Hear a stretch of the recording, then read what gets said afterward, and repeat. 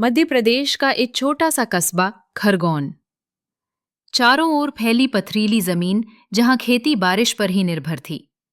गर्मियों में धरती फट जाती और किसान आसमान की ओर टकटकी लगाए बादलों का इंतजार करते। इसी कस्बे में रहता था आकाश। उम्र सिर्फ 15 साल, लेकिन आंखों में आसमान छूने वाले सपने।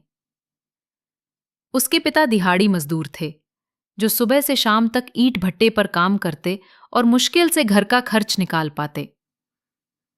मां दूसरों के घरों में खाना बनाने जाती थीं। उनका छोटा सा घर मिट्टी की दीवारों और टीन की छत से बना था। आकाश की जिंदगी आसान नहीं थी। सुबह 5 बजे उठकर पहले गाय भैंस के लिए चारा काटना, फिर पानी के लिए आधा किलोमीटर दूर तालाब से डोल लेकर आना और उसके बाद स्कूल जाना।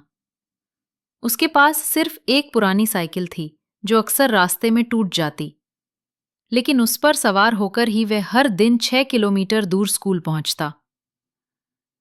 क्लास में बच्चे अक्सर कहते, अरे देखो, ये फटे बैग वाला साइंटिस्ट बनेगा।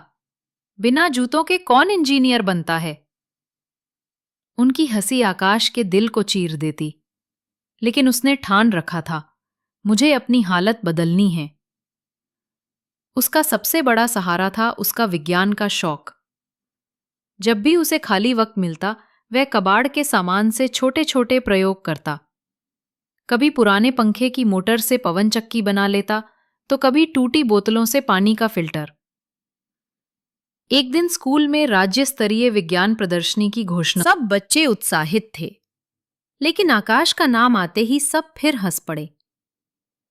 तेरे पास औजार भी नहीं, किताब भी नहीं, मॉडल क्या बनाएगा?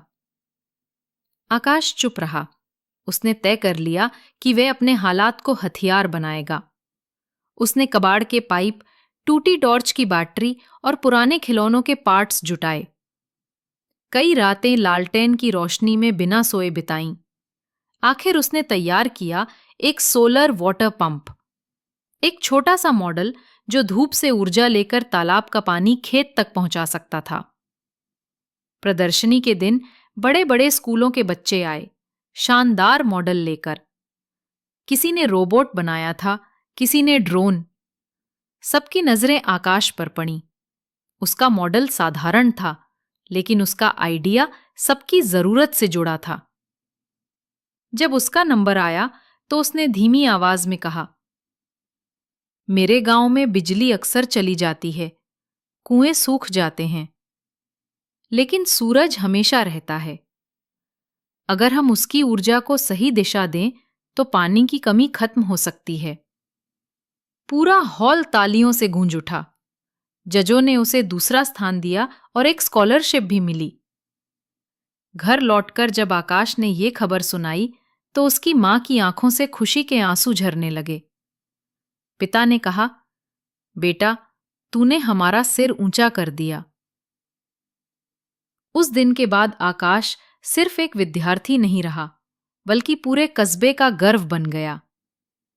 उसने पढ़ाई जारी रखी, मेहनत की और आगे चलकर सिविल इंजीनियर। आज आकाश ने अपने गांव और आसपास के इलाकों में सोलर वाटर पंप, बारिश का पानी जमा करने की तकनीक और छोटे छोटे चेक डैम लगवाए हैं। जिन खेतों में कभी दरारें पड़ती थीं, वहां अब हरियाली लहराती है। लोग कहते हैं, आकाश ने हमारे गांव को सूखे से निकालकर जीवन दिया।